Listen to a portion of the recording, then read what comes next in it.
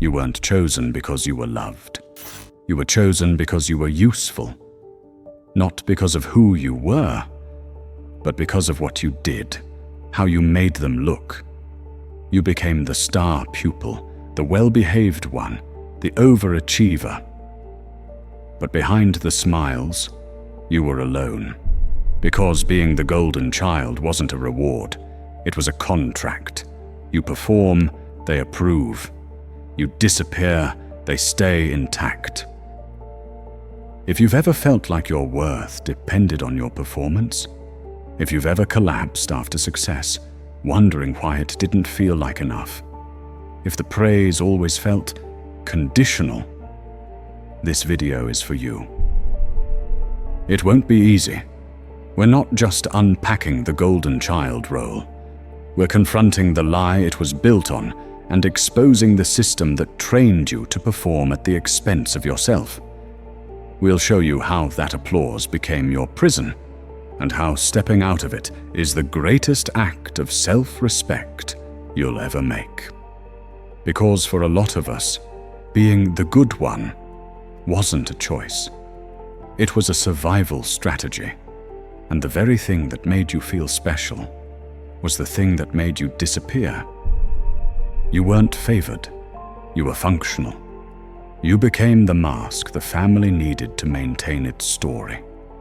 They paraded you when it suited them, and ignored you when it didn't. They praised your grades, your manners, your wins. But they missed your sadness, your anxiety, your exhaustion, because that's not what you were there for. You weren't a person. You were the proof that nothing was wrong. And if you ever slipped, if you cracked under the pressure, you didn't just fail yourself.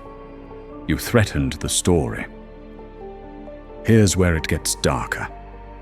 Love was never unconditional.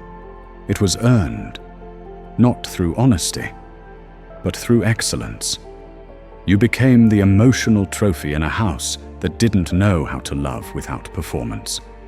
And somewhere along the way, you stopped asking, "Do they love me?" and started asking, "How do I keep being enough?" Philosopher Carl Jung once said, "The greatest burden a child must bear is the unlived life of the parent." That's what happened here. You weren't raised, you were assigned.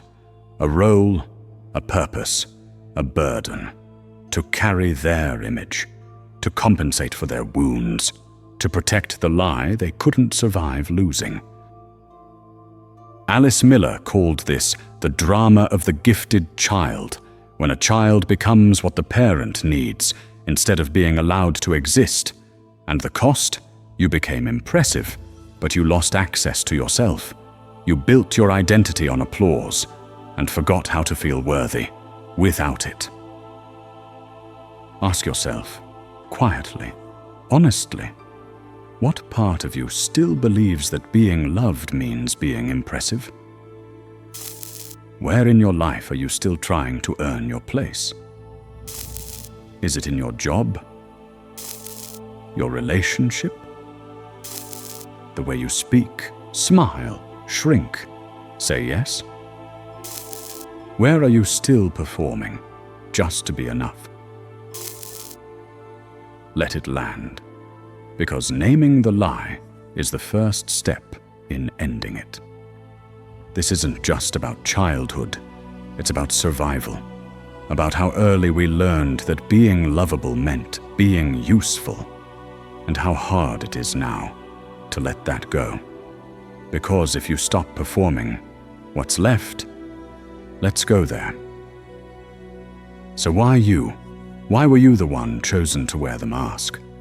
And what were they actually protecting behind the scenes of your perfection? We'll dissect that next. You weren't picked because you were whole. You were picked because you could disappear into roles, into performance, into whatever they needed in the moment without breaking the illusion. The golden child isn't born, they're groomed, not through affection, but through agenda. Because every dysfunctional family needs a shield, a poster child, someone to point to and say, "See, we're not that bad." You became the evidence, not of love, but of denial. This isn't just personal, it's structural. In Bowen's family systems theory, every role serves a function. The scapegoat absorbs the tension, the lost child absorbs the silence, and the golden child, they absorb the fantasy.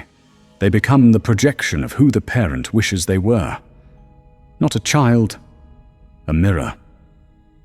But mirrors aren't held, they're used. You weren't seen. You were edited, polished into someone palatable, molded into someone they could showcase.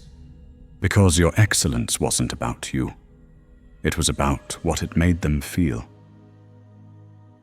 The clinical term for this is projective idealization. When a parent projects their unmet dreams, hopes, and fantasies onto a child, then loves the projection, not the person. That's what happened here. They didn't love you. They loved their reflection in you. And when you cracked, they panicked, because it wasn't just your failure they feared. It was the collapse of their self-concept. So your success became sacred, not because it fulfilled you, but because it protected them. Your achievements weren't celebrated. They were weaponized, used to shame your siblings, to silence your questions, to avoid their accountability. You became the distraction, the evidence that everything was fine. When things fell apart, you were the one who had it together. When emotions ran high, you were the calm one. When the family looked unstable, they pointed to you and said, "But look at how well they're doing." And that is how they disappeared you. Alice Miller called this the gifted child trap, where your gifts are no longer yours. They belong to the family's narrative. You become their PR campaign. Dysfunctional families don't elevate you because you're whole. They elevate you because you hide what they can't face. You're their emotional insurance policy, their excuse to never reflect. And here's the heartbreak. You start to believe it, that your value lies in being perfect, that your worth is conditional, that the moment you stop performing, the love will vanish, because it will. Pause here. Ask yourself, what parts of you did you mute to keep their image alive? Was it your anger, your sadness, your questions? Did you pretend to be okay, so no one else had to be honest? That's not just sacrifice, that's emotional labor. You weren't the golden child, you were the golden cover-up. This is where the betrayal lands. You became good, so they didn't have to. You made them look stable, functional, successful. And in return, you never got to fall apart. Never got to ask for help. Never got to not know. Because in their eyes, you were the fixed one, the favored one. But being the favorite doesn't mean you were loved more. It means you were exploited best. So what happens when love is built on performance? What does it cost your identity when falling short feels like disappearing? Let's talk about that next. Let's get something clear. Hyperachievement is not always ambition. It's often a cry for safety, a way to outrun the silence, a way to keep the love coming, a way to stay needed so you don't get discarded. And in narcissistic systems, pain is punished, but performance is prized. So you learn to smile on cue, to shine when empty, to say, "I'm fine," through a nervous system screaming for rest, because being seen as excellent felt safer than being seen as emotional. You weren't driven. You were wired to be impressive, to be low maintenance, to be everything they needed before you even knew who you were. You learned early. Love is earned. Belonging is conditional. Safety is reserved for the pleasing. So you became excellent at smiling through disappointment, at performing through pain, at saying, "I'm fine," when everything in your body was screaming otherwise. And they called you mature, disciplined, high-functioning. But inside, you were eroding. Psychologist Pete Walker describes a survival response called fawning. It's not fight, not flight, not freeze, it's perform. Fawning is the compulsion to please in order to avoid abandonment. And for the golden child, it looks like achievement addiction. You became so good at being good, you lost access to everything else. Here's the paradox. They celebrated your composure, but punished your feelings. They praised your independence, but shamed your needs. You were applauded for being low maintenance, because it made their dysfunction easier to ignore. So emotions became dangerous. Needs became liabilities. And your success became the mask that silenced your pain. Donald Winnicott called this the false self, a version of the self constructed for survival, adaptable, appeasing, ideal but hollow, because beneath the mask lives the real self, buried under years of suppression. And the longer you perform, the less real you feel. Pause here and ask yourself, what did you succeed at just to be tolerated? Was it the grades? The emotional labor? The perfect behavior? What did you master just to feel safe in rooms that never saw you? That's not drive. That's damage polished into a resume. Here's the most dangerous part. You got good at surviving the wrong story. You learned to self-abandon before anyone could do it for you, to anticipate what they wanted before they said it, to be palatable so you'd never be punished. And even now, decades later, you still feel the pull to over-explain, to over-deliver, to apologize for resting. The long-term effects are deeply ingrained. That's not personality, that's programming. Let's be surgical.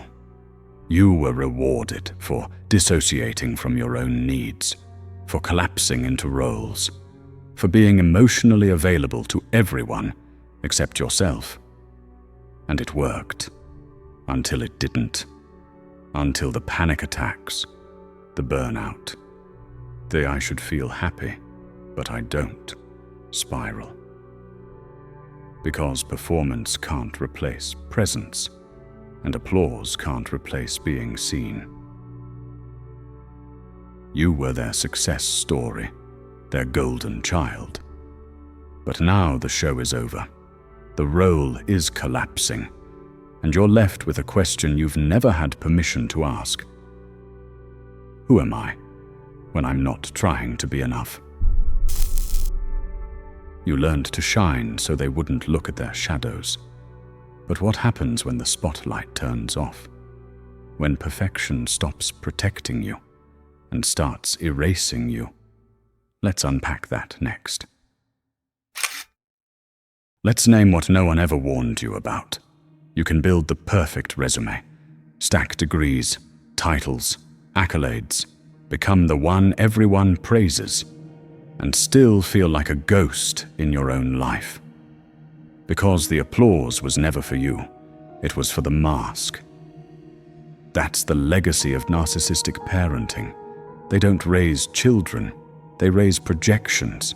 You weren't allowed to unfold. You were sculpted into what they needed to admire. And now, applause feels like anesthesia, because it silences the part of you still aching to be real. They said, "Good job," but they never said, "I see you." They said, "So proud of you," but only when you performed. So you kept performing, and every trophy bought you another week of approval, another day of being enough conditionally. That's not love, that's emotional management. Here's where it cuts deep. From childhood, your worth was wired to your utility, to how well you could suppress your needs, to how well you could deliver emotional comfort to adults who never learned to self-regulate. They didn't raise you. They outsourced their self-worth to you, and you delivered perfectly, but not because you were whole, because you were programmed. Carl Jung said, "Until you make the unconscious conscious, it will direct your life and you will call it fate." This is that. You didn't chase success, you chased safety. And now, even with everything you've achieved, you still feel like you're one mistake away from being discarded. That's not ambition. That's trauma dressed in excellence. Simone de Beauvoir wrote about identity shaped by the gaze of the other. You never had a self. You had a reflection, a version of you curated to avoid criticism. And when your worth depends on performance, rest feels like danger. So even now, on your days off, you feel guilty for breathing. Let's go deeper into what's really happening. Your nervous system was trained to equate stillness with threat. So now, you overthink in silence. You chase tasks when you're tired. You check your phone every 12 seconds, just to feel tethered.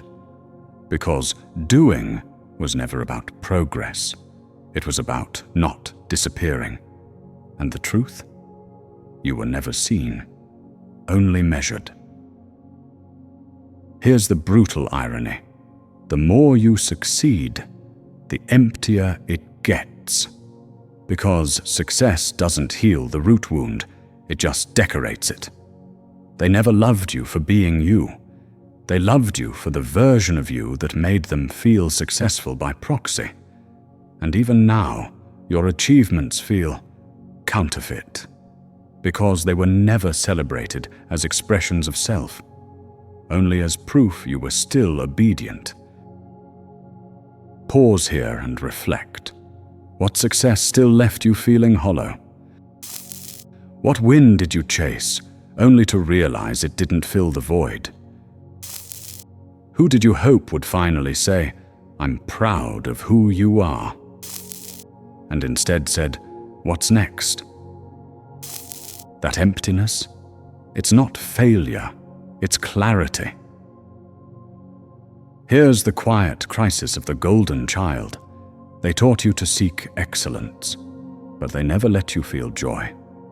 So now you smile in photos, but collapse in private. You inspire others, but doubt yourself.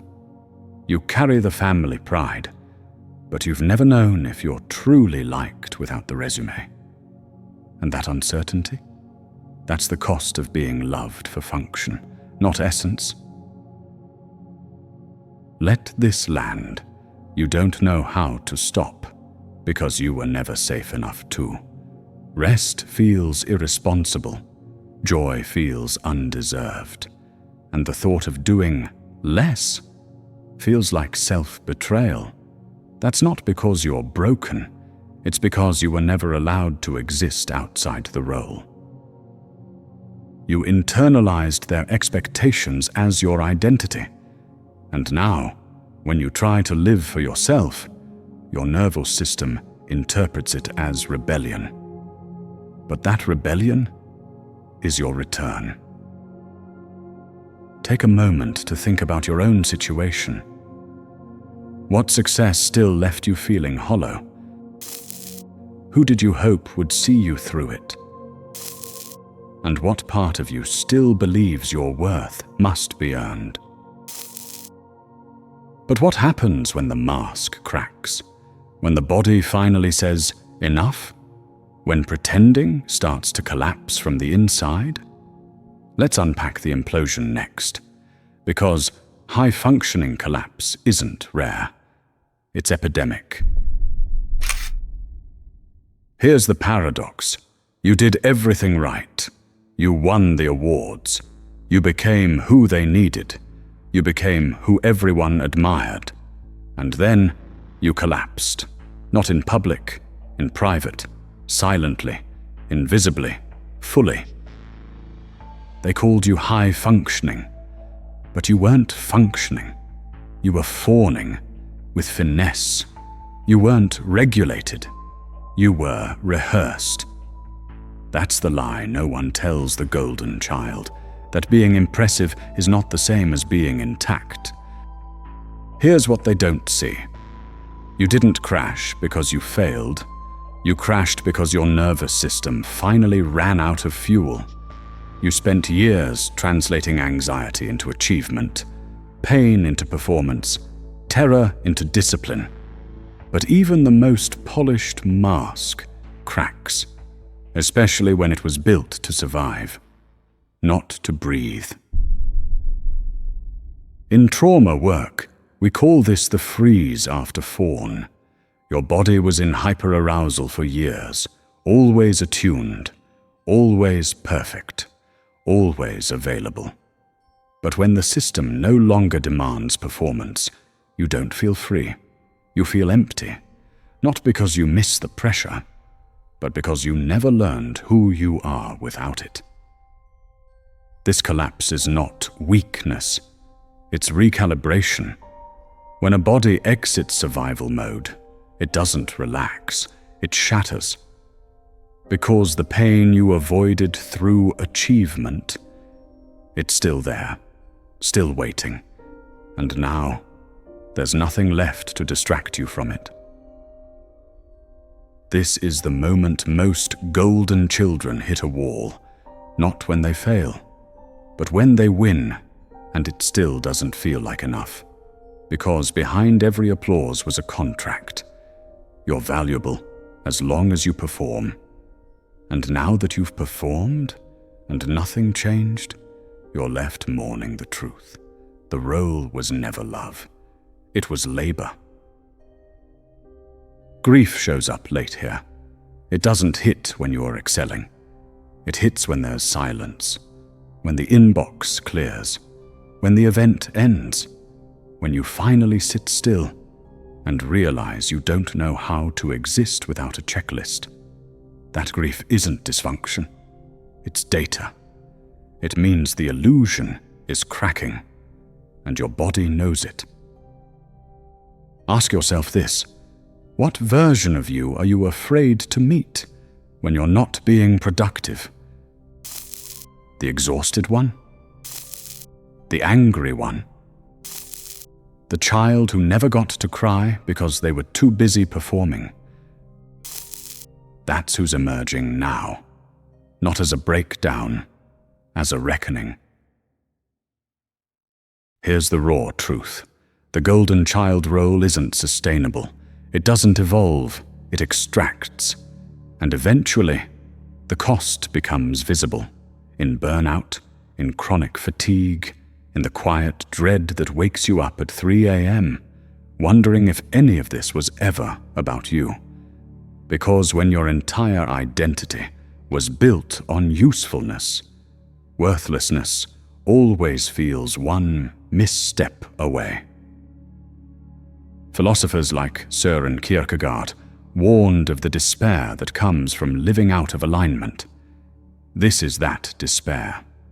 Not loud, not dramatic, just constant. A low-grade ache that follows you through every accomplishment. Because the one thing you never got from all that success was yourself. Let this land. You didn't crash because you were weak. You crashed because you were finally safe enough to stop pretending. Your body didn't betray you. It released you.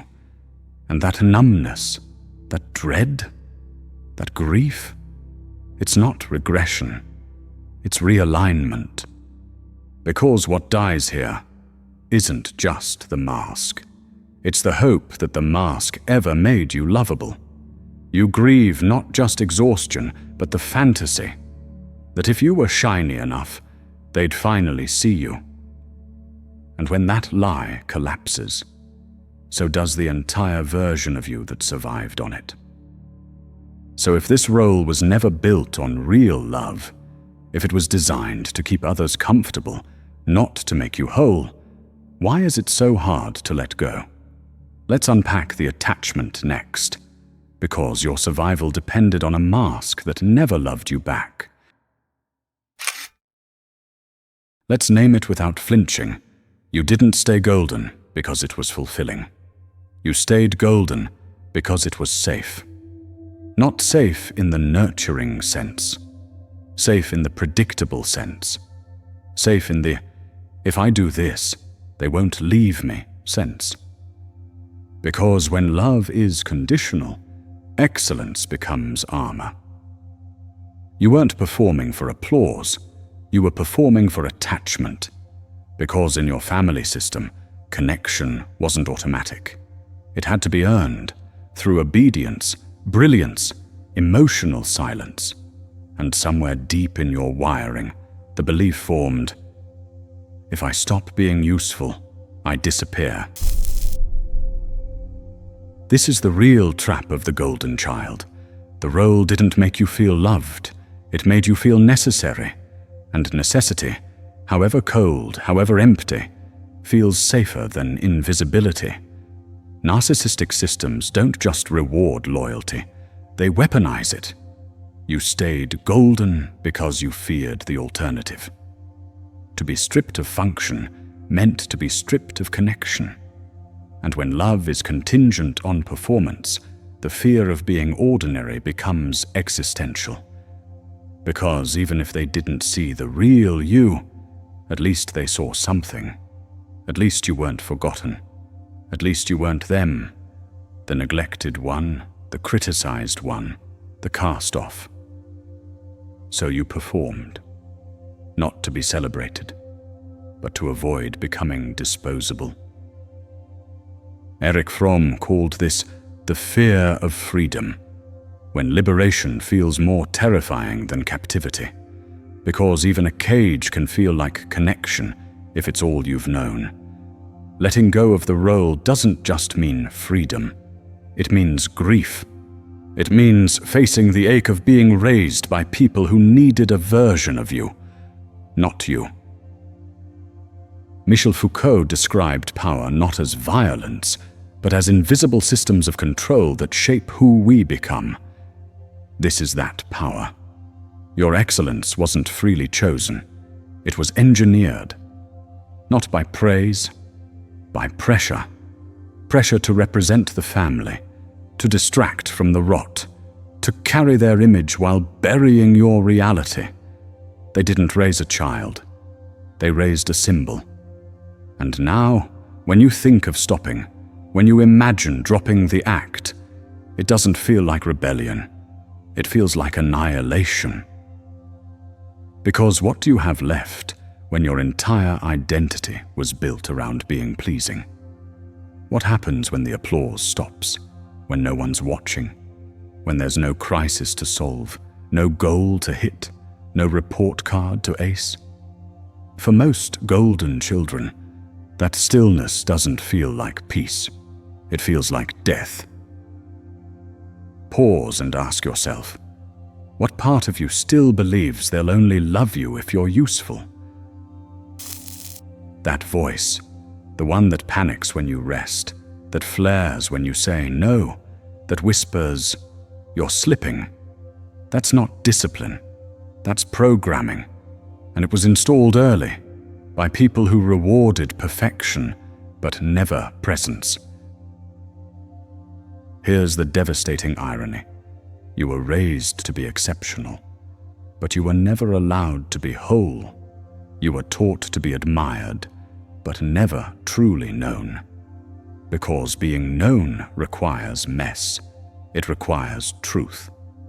And truth would have collapsed the performance they built their identity around. So they kept you golden, not because they loved you more, but because you were more useful, unreal. But here's the fracture and the freedom. If your worth was never meant to be conditional, what happens when you stop performing? Let's break that open next. Let's drop the final illusion. You weren't the chosen one. You were the curated one. A version of you was built, polished, positioned, praised, not for who you were, but for what you helped them avoid. You didn't become exceptional because you were loved. You became exceptional because you were useful. Useful in holding the family image. Useful in making them look whole. Useful in distracting from what they refused to name. They didn't need your essence. They needed your function. But now, you're allowed to be unremarkable, to disappoint, to rest. Because your worth was never in how well you played the role. It's in how bravely you walked away from it. Here's the truth no one wants to say. Your specialness was a cage, gold-plated, praise-wrapped, but a cage nonetheless. And every good job was a reinforcement. Stay golden, stay pleasing, stay quiet. Because the moment you broke form, showed pain, questioned roles, stopped achieving, the warmth faded. That wasn't love. That was compliance management. Let this be surgical. The golden child is not free. They're just the most decoratively imprisoned. You were programmed to suppress your needs, to outperform your pain, to trade your truth for proximity. And yet, you survived. You adapted. You built a life with the same tools they used to control you. But here's the fracture point and the freedom. You don't have to keep it up. You don't have to be the best, the brightest, the most reliable to deserve rest, or love, or peace. Because your worth was never in your output. It was in your existence, even if no one ever taught you how to believe that. Viktor Frankl wrote, "When we are no longer able to change a situation, we are challenged to change ourselves." You couldn't make them see the real you. You couldn't make them love you without the mask, but you can stop wearing it. Not because it's easy, but because your nervous system is done being curated. You're done being a brand. This is the final rebellion. Not excellence, not defiance, but rest. Rest is rebellion. Refusal is liberation. And softness, the kind you had to bury to survive, is power now. Because you don't owe the world another version of yourself it can consume. You owe yourself truth, quiet, and room to be unexceptional. You don't have to stay golden. You can be grey, messy, average, alive. And in that aliveness, you become whole. Not impressive, not needed, just real. Let's pause to reflect one last time.